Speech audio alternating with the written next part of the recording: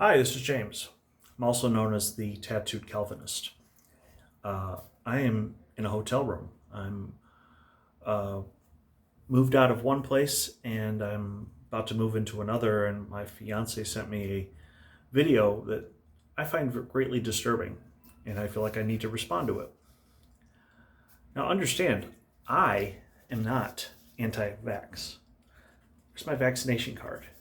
I work in healthcare. So not only have I already gotten the first and second shot of the Moderna, I've already gotten the booster. Okay? So I am not anti-vax. I've been trying to convince my conservative friends uh, to get the vaccine for a long time. Here's what I have a problem with. YouTube is claiming that they are going to literally shut down entire channels if people put out false information.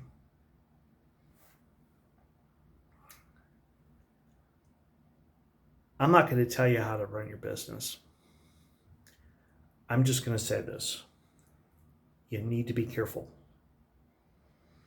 Because the moment you cut free speech, you end up going down a very, very slippery slope. Now, granted, understand, if some of the other people on the internet, on YouTube, if you were to ban their channel and they're, say Bible teachers, there'll be less other Bible teachers that I am competing with to, there'll be less of us on YouTube, and more people will probably gravitate towards my channel. That's a real possibility. So, in a way, it would all be almost selfish of me if I said, "Oh, go ahead, ban them. Get rid of those people that are anti-vax." But that's not how America works. I believe in free speech. I also believe this.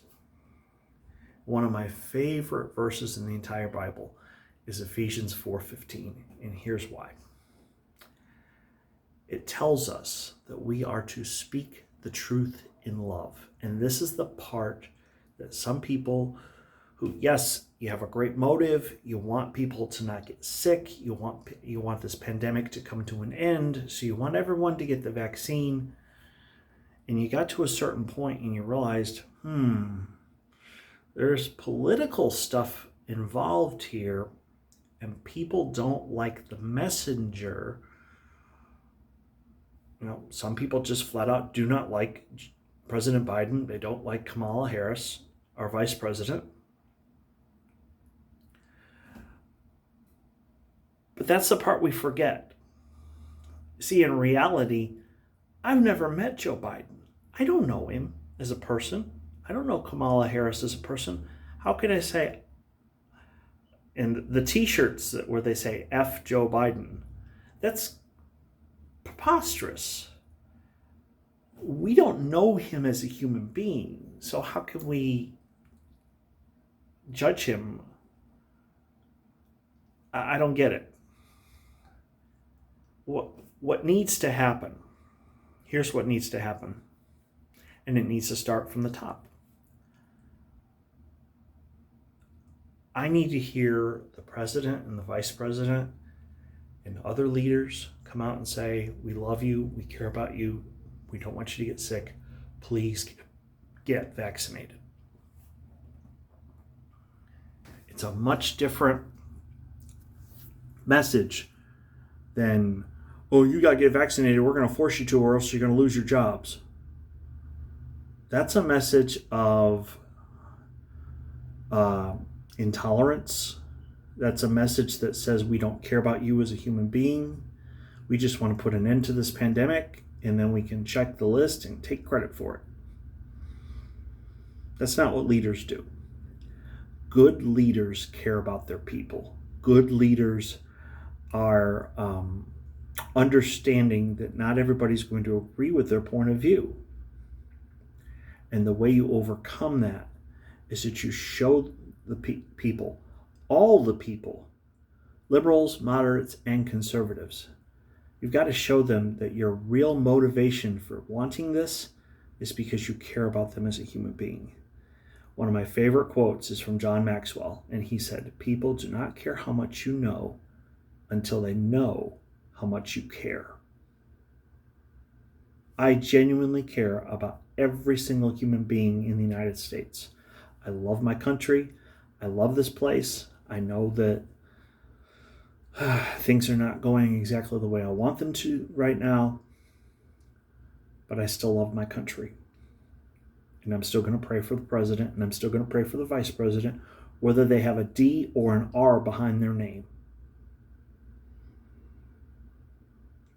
So,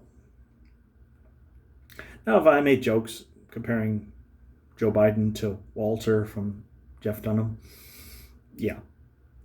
But my daughter also says I look like Mr. Bean, so it's okay. We all need to have a little bit of sense of humor and not take ourselves too seriously. So please, if you haven't gotten the vaccine, please get it. And for those higher ups in YouTube,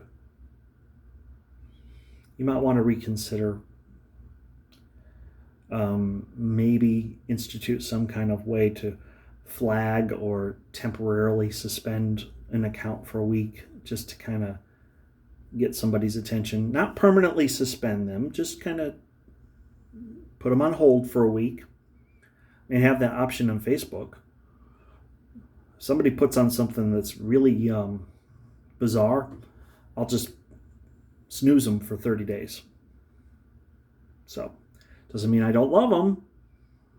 Just means I need to take a little bit of a break. So, anyway, like I said, I hope the people at YouTube actually watch this. And I hope somebody directs this to the White House.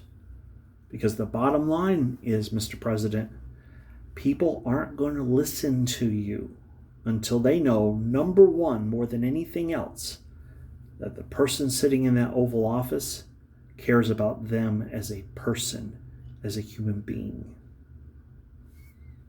Anyway, God willing, next week we'll be at my new place and we'll be doing a video on Matthew chapter 8. So until then, have a good weekend. Bye. That's I love you, by the way. Somebody actually thought I was throwing up devil horns. I always tell my subscribers, I love you.